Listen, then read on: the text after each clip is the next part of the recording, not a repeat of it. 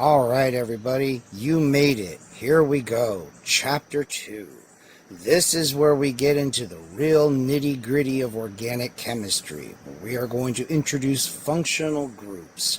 Functional groups, like the textbook says right here, are one of the great simplifying concepts of organic chemistry.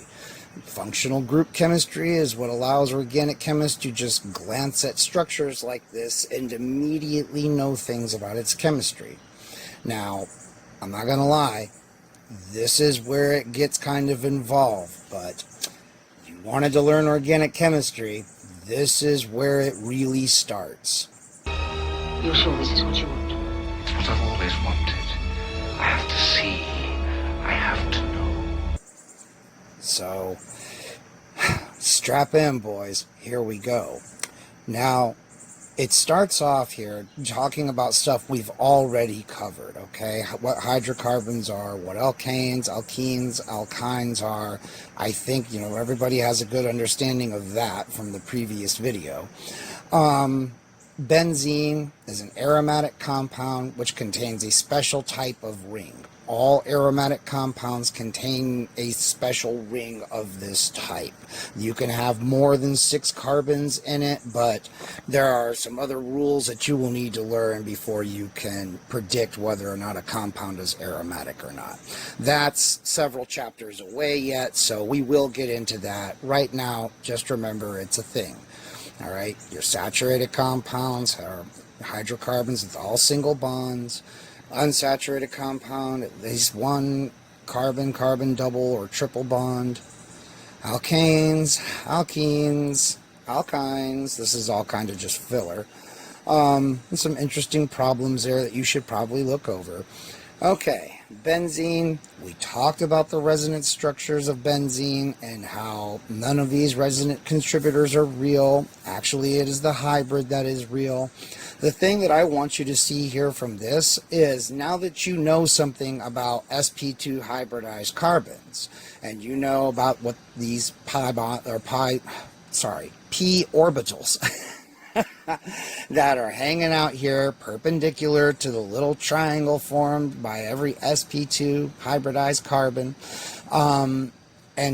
what the thing to see here is that we know that it's this ring, these double bonds are in resonance, right?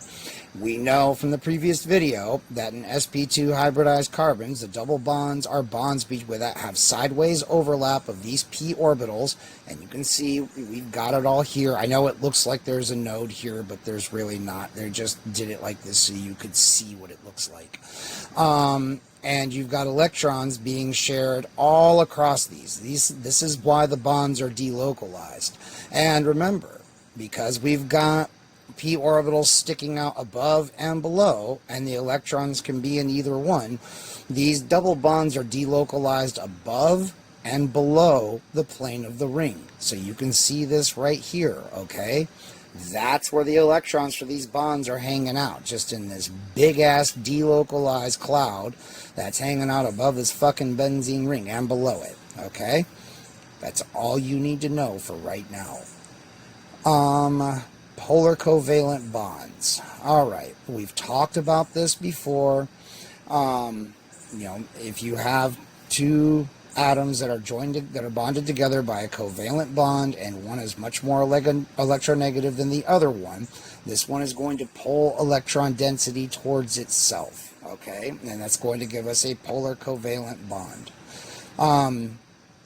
It says here, because the hydrogen chloride molecule has a partially positive end and a partially negative end, it is a dipole, and it has a dipole moment. The dipole moment is just a measure of the magnitude of the dipole that's created by the electronegative atoms pulling electron density towards themselves. You see that we use this arrow with the little cross at the end of it, called a vector quantity. This sounds very nice and sciencey. And I mean, where it looks like there's a little plus, that's the positive end, and the arrow points towards the negative end, just like here. All right, I think this should make sense to everybody if you've watched the last 4 videos. This is just talking about how the dipole moment can be calculated. Don't worry, you will not be calculating any dipole moments because this is not a university class. There is no homework, and if you want to know the dipole moment of a compound, you can just look it up on a search engine. Type in the name of the compound, type in dipole moment. You'll probably find something unless the compound is very exotic, in which case, well, then you might have to try to figure it out on your own, which can get complicated. Don't get me wrong. I'm not saying that's an easy thing. The charges for the dipole moments are, let's see, typically on the order of 10 to the negative 10th electrostatic units. That's just the magnitude of the charge, and the distances are on the order of 10 to the negative 8th centimeters, because remember, even though the distance is in centimeters, we're talking about fucking molecules here, so this is going to be a really small number. Dipole moments, therefore, are typically on the order of 10 to the negative 18th electrostatic unit centimeters. Don't worry too much about this. For convenience, this unit, the 1 times 10 to the negative 18th electrostatic unit centimeters, is referred to as 1 debi. It's been a long time since I've heard this word said, and I've only read it, so I'm probably embarrassing myself by mispronouncing it here. It's abbreviated D, and it's named after this dude, who was Dutch. And Dutch last names can be pretty goddamn hard to pronounce, so, yeah. Don't come at me.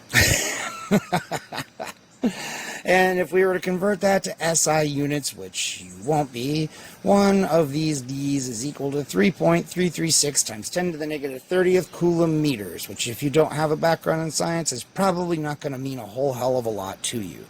Don't stress over it, okay, guys? What I want you to know is, and I'm going to skip here a little bit, is that it is possible to calculate the magnitude of the dipole moment to see if a molecule, see the degree to which a molecule is polarized, okay? And again, all you have to do is just look it up. If it's 0, it is very non-polar. It's not polarized at all. If there is a number greater than 0, it is polarized. The higher the number, the more polarized it is. See, super hard, right? Now, I want to point out here, you've got 2 chlorines bonded together. This is dichlorine, and it is not polar. Even though both of these atoms are very electronegative, they have the exact same electronegativity. So each is pulling electron density towards itself equally. So the net result is that neither of them are really pulling it towards themselves, and it actually gets spread out pretty evenly. So it is not a polar molecule. Now you might see over here, dichloromethane and chloroform are polar molecules. Dichloromethane is very polar, but it's not miscible with water. So you might that can really throw people off. And in fact, yes, some dichloromethane and some chloroform does dissolve in water. So, you're doing an extraction, you will be losing some of your solvent to the water. It's not a lot, but it is there. Just look up the solubility of dichloromethane and chloroform in water. You will see it is not 0.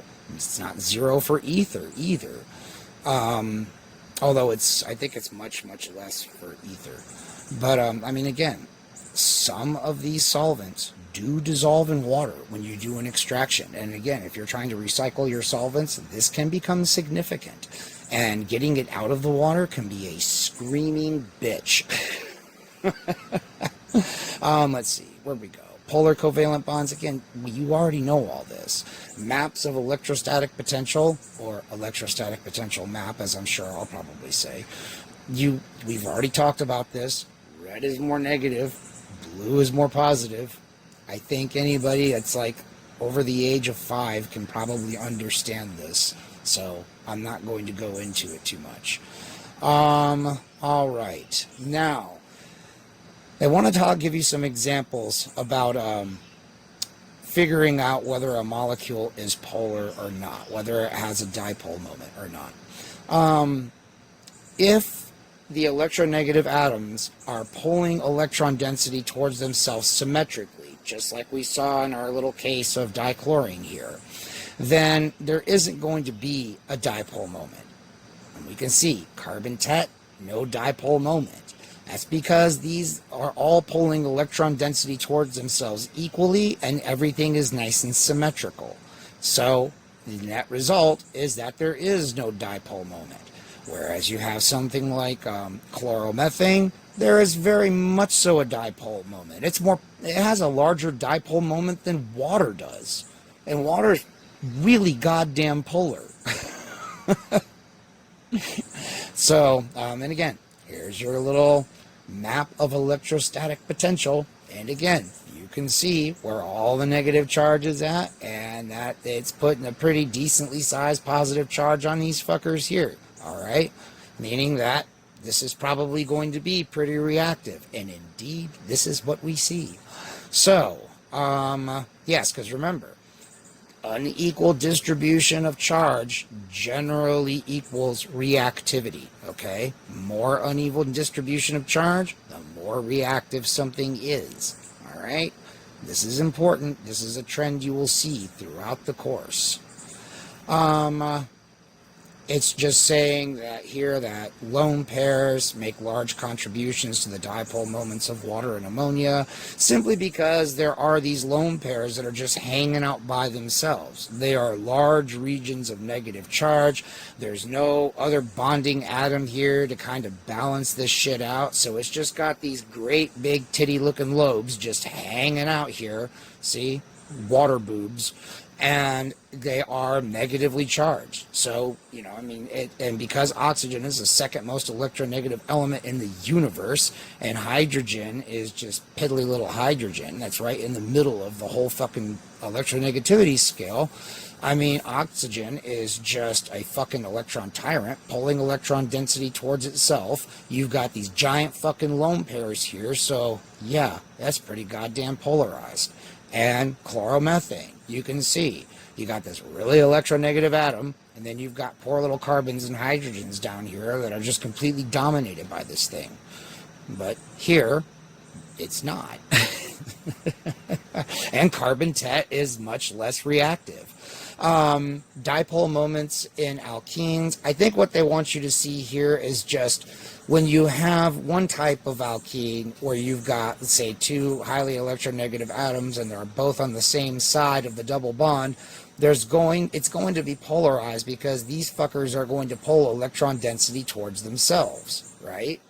Whereas here, there's not going to be because they are pulling against each other through the double bond. So the net result is that there is no dipole moment, and this fucker is nonpolar.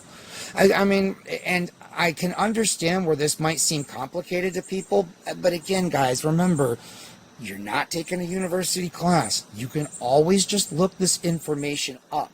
So I just need you to know, basically what D means, and I need you to, know that this is a thing, all right? So that when we go on later on and I say, we come across something like, well, this is obviously polar and this one wouldn't be, you understand why the fuck I'm saying that. So this is what I'm really wanting you to pick up from this section. I mean, should you read this on your own? Well, yeah, you should be reading all of this shit on your own. Organic chemistry cannot be given away. It must be taken. You have to do the work. All right, so now, here we go, people. This is it. This is what you wanted to see. This is what you wanted to know. And here it is. All right, so functional groups are common and specific arrangements of atoms that impart predictable reactivity and properties to a molecule. This is why they are so incredibly fucking useful. Now, down here, 2.4a, we have alkyl groups and the symbol R. This is really important. This is something you'll be seeing for the rest of the course. An alkyl group is what you would get if you removed one hydrogen from an alkane. All right, so you can have an organic molecule that has a methyl group on it, or an ethyl, or a propyl, or a butyl group, or any other hydrocarbon that you can think of. In real life, guys, and for the purposes of this course, R will just represent an alkyl group, which is, again, derived from an alkane. In real life, in academic papers, I have seen R stand for all manners of shit. It basically just means a group that can be variable. In other words, you know, it's when they want to talk about a series of compounds but save space. If it's basically the same compound, but it's all just changing at one position, they'll just put an R there and say, and then you know, down in the footnotes, R equals, and then whatever the hell R is. But for the purposes of this course, if you see R, that means it's an alkyl group, which specifically is derived from an alkane. All right? I know, it's not how it's used in real life, but that is how it's used in this course. So we see, again, R is used as a general symbol to represent any alkyl group, all right? And typically, if you have two different alkyl groups that you need to represent with R, one will be R and the other will be R prime. We'll have a little prime symbol up here, or be R sub 1, something to distinguish it from the first R. So that's all very easy. I mean, you guys know what alkanes are at this point. I mean, I think this is all very, very straightforward. Many of you are watching this because you already have an interest in chemistry, so I'm assuming you've probably already seen it since R is incredibly fucking common. Now we come here to 2.4b, phenyl and benzyl groups. This is also incredibly important. When a benzene ring is attached to some other group of atoms in a molecule, it is called a phenyl group and can be represented in several ways. And you do see these all over the place. Of course, you got your benzene ring with your 3 double bonds, which is a complete lie. Or you've got this, which is a hell of a lot more accurate. Or this, also accurate. Or pH for phenyl. Or a ring with a slash through it. I use this when I'm trying to write down molecular structures really quickly. It's not something you'll see in academic journals too much, but I mean, you do see it around occasionally. And AR if ring substituents are present. So what that means, a substituent is just a group that is bonded to something. So if you have a benzene ring, a phenyl group that has substituents on it, which is anything other than hydrogen, it can be represented by AR, which stands for aryl. A benzene ring with something on it stuck onto a molecule is an aryl group, ARYL. I know, I'm telling you guys, you're going to get into a lot of nomenclature now. The combination of a phenyl group and they call it a methylene group. I fucking hate that because methylene is a contradiction in terms. How the fuck can you have a double bond on one fucking carbon? I despise this word and wish that it would no longer be used in organic chemistry completely, alright? There is no double bond here. There is no ene. I fucking hate this nomenclature. It's just a goddamn methyl group that you can stick one more thing onto, okay? Methylene. I fucking despise that. Anyway. If you have this, you have a benzene ring, a methyl group here, and then it's bonded to something else, that is called a benzyl group, okay? Like, I'm trying to think. Well, benzyl alcohol, that's one. Alright. Alkyl halides. You will be seeing these fuckers a lot. All these are hydrocarbons where you replace some of the hydrogens with a halogen. That's really it. The thing that I want you to pick up on here, and this is, again, incredibly important, primary, secondary, and tertiary alkyl halides, all right? That's what that little number with a little degree symbol looking thing means. That stands for primary, secondary, or tertiary. When you're talking about alkyl halides or alcohols, it will be primary, secondary, or tertiary depending on the carbon it's bonded to. So, in this example here, if the carbon that the chlorine is bonded to is only bonded to one other carbon, this is primary. If it's bonded to 2 other carbons, that's secondary. If it's bonded to 3 other carbons, that's tertiary. A lot of times you will see tertiary abbreviated as TERT, T-E-R-T, like tert butanol. Well, all that means is just that you've got this arrangement going on here, and that's not a Cl, it's an OH. We haven't talked about alcohols yet, but we're about to see them. Okay, an alkenyl halide is a compound with a halogen atom bonded to an alkene carbon. In older nomenclature, such compounds were referred to as vinyl halides. Really, now they're calling that older nomenclature? They were called vinyl halides when I was in school in the 90s. Anyway, and like I already said, an aryl halide is a compound with a halogen atom bonded to an aromatic ring. Okay? Now, I really don't like this because, I mean, the way this is written, it should be bonded to something else somewhere on one of these carbons. Otherwise, it would just be bromobenzene. It wouldn't be phenyl bromide. This is a phenyl bromide substituent. I think that's, again, there should be a line coming off of one of these things here. I'm sorry if that's confusing. And this is an alkenyl chloride just because you've got a double bond here and you've got a halogen here. These things have a peculiar chemistry, which we will get into later. I can't believe they dropped the name vinyl halides. Oh well. Alcohols and phenols, okay? Whenever you have an OH group, like this here, that's an alcohol, okay? Alcohols are the monoalkyl derivatives of water, all right? So, an alcohol is just a molecule of water where one hydrogen has been replaced with an alkyl substituent. I know when I first heard that in organic chem, that blew my mind because I'd never thought about it like that before. But they are the monoalkyl derivatives of water. Let's see. Is there anything? Okay, yep, I'm just telling you here, alcohols, like alkyl halides, are classified as primary, secondary, and tertiary based on how many carbons the carbon it's bonded to is bonded to. So all of these are primary because the carbon they're bonded to is bonded to only one other carbon. I hope that makes sense. See here, secondary, because the carbon is bonded to two other carbons, and this is the exact same fucking thing as this. See, two carbons right here. So that'd be a secondary alcohol.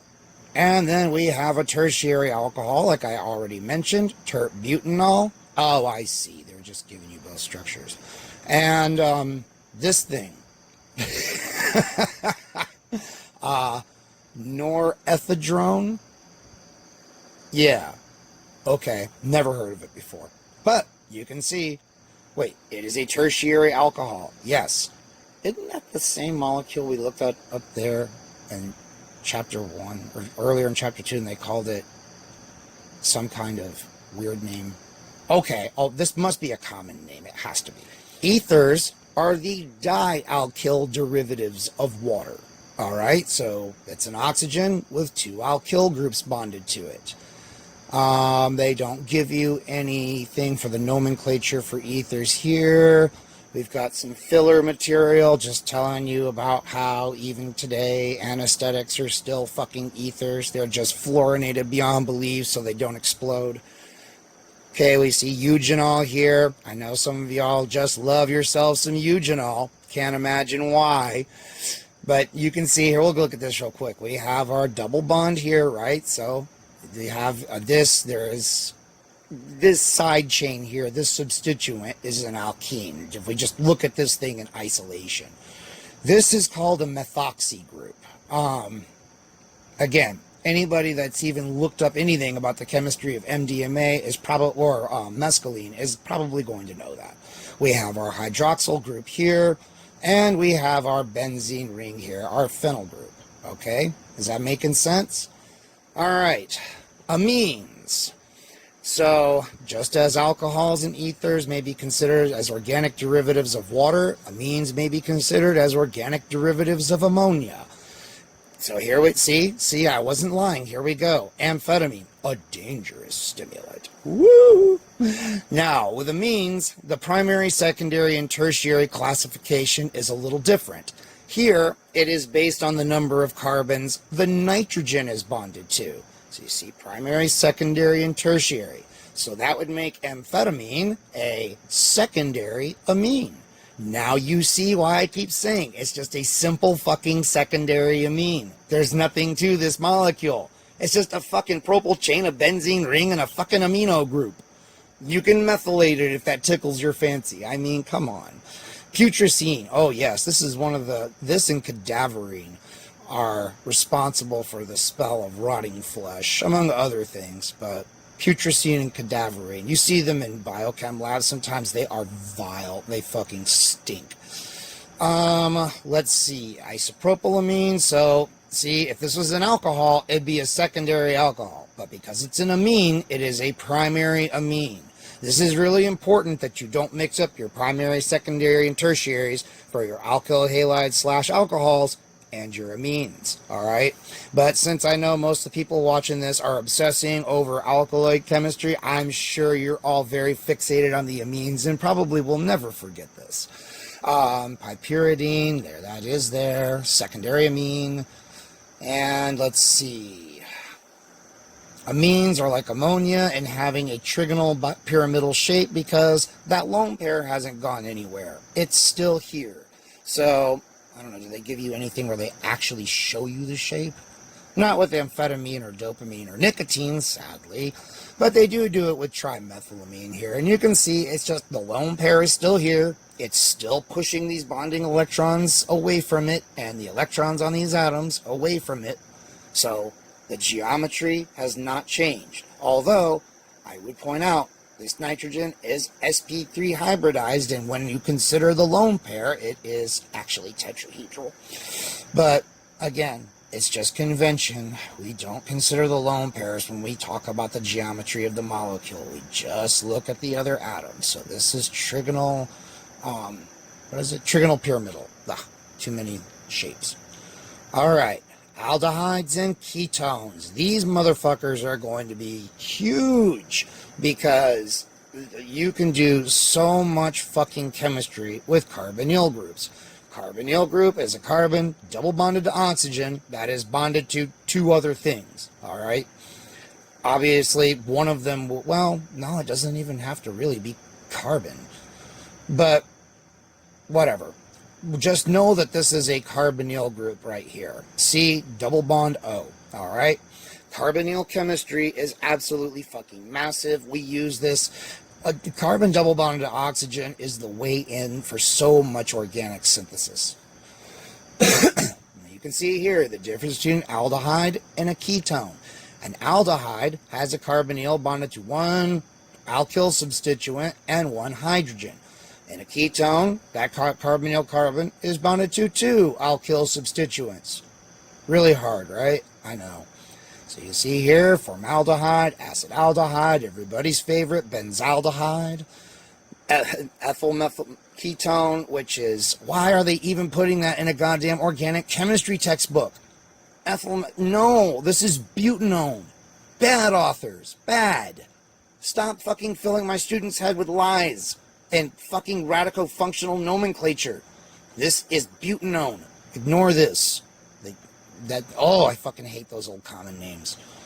Sorry, I like some of them, but I fucking hate radico-functional nomenclature with a burning passion. It was the nomenclature system in use before IUPAC, and it sucks. It makes no goddamn sense at all. So, and it's archaic. It's obsolete. Don't fill your heads with radico-functional nomenclature. It's fucking retarded.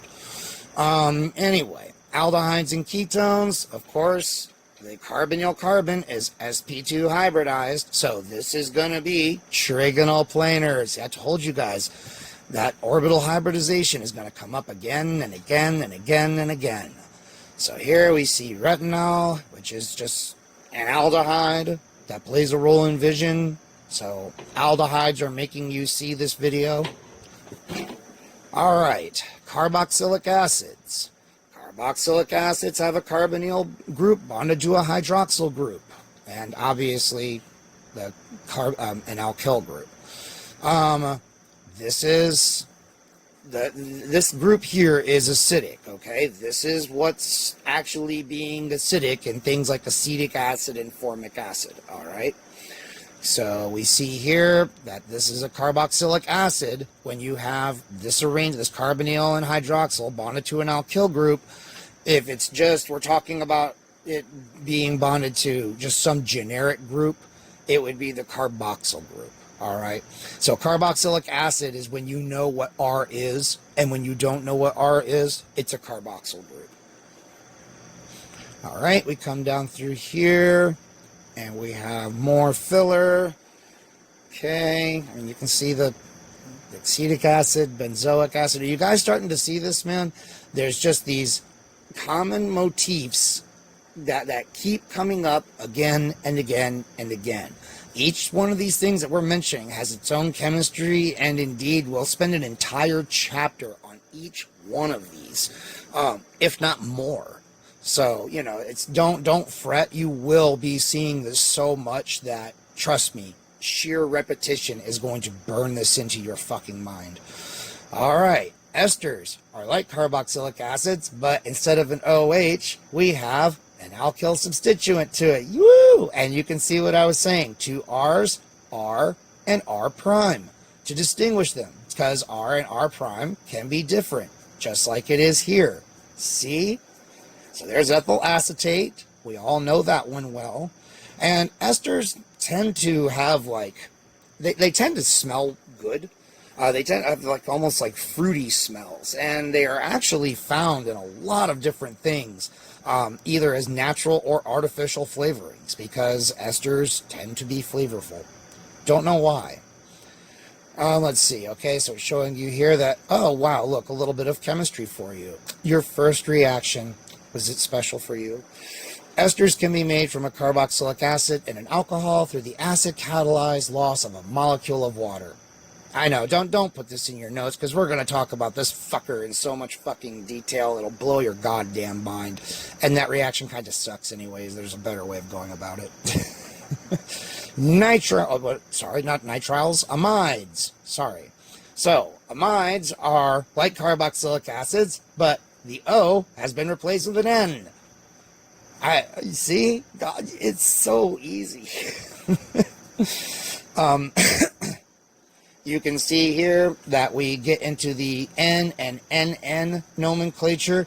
All this means is that when you see N or NN, a single N means that you have one substituent on the nitrogen, and NN means you have it on two of them. Now, you do see this for amines as well as amides. I don't know why they didn't introduce this in the amines section, but either way, you know, amines or amides, I've seen this nomenclature used before. So, again, it's just a carboxylic acid where the OH has been replaced with an NH2. Or, if you've got alkyl substituents on it, and see here, you got R, R prime, and R double prime. You just keep adding these fucking things as you keep adding R groups. And of course, R, R prime, and R double prime can all be fucking different. They can all be different. They don't have to be the same substituent like you see here. Yeah. Here's nitriles. Okay. Nitriles are basically what you get when you bond cyanide to fucking alkyl group. Although nitriles are far less toxic. Far less toxic. They are poisonous because, I mean, I think they will give off low amounts of cyanide in the body. Just, I don't know what's metabolizing it to do that. But, I do know, like, there was one time I had an accident in the lab, and I dumped acetonitrile down the front of my chest, and rather than have a fucking incident report written up and all that bullshit, I just kind of let my shirt hang away from my body and just kind of fluffed it until it all evaporated. I probably should have let management know, but then it would have been a big fucking deal, and I would have had to wear scrubs the rest of the day, and I was like, fuck it, I'll rather take the chance with the poisoning. But nothing ever happened. There was methanol mixed with that shit, too. Yeah.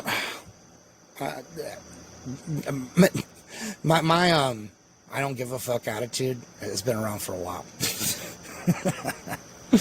All right, so you can see here, it's not cyanide, though. I want to make this very clear. Cyanide is an ion, okay, and this is ionized. Here, we have a covalent bond, a sigma bond, to an alkyl group, all right, which completely changes its properties. If I had liquid HCN, I would have all the fucking PPE on, and I would be taking some pretty extensive steps to not breathe it. With pure liquid acetonitrile, I don't do anything. It's fairly benign so long as you don't drink it or take a bath in it. All right, acetonitrile you see used a lot in liquid chromatography. So like HPLC, UPLC, TLC. Acetonitrile is something that's used a lot. Nitriles are useful. They are useful functional groups because, like all these functional groups, they have their own chemistry and they provide a way in to do synthesis. And that, my friends, is your introduction to the basic functional groups. This video is getting really long, so I'm going to stop this here. You can see they've summarized everything for you in a nice little table here.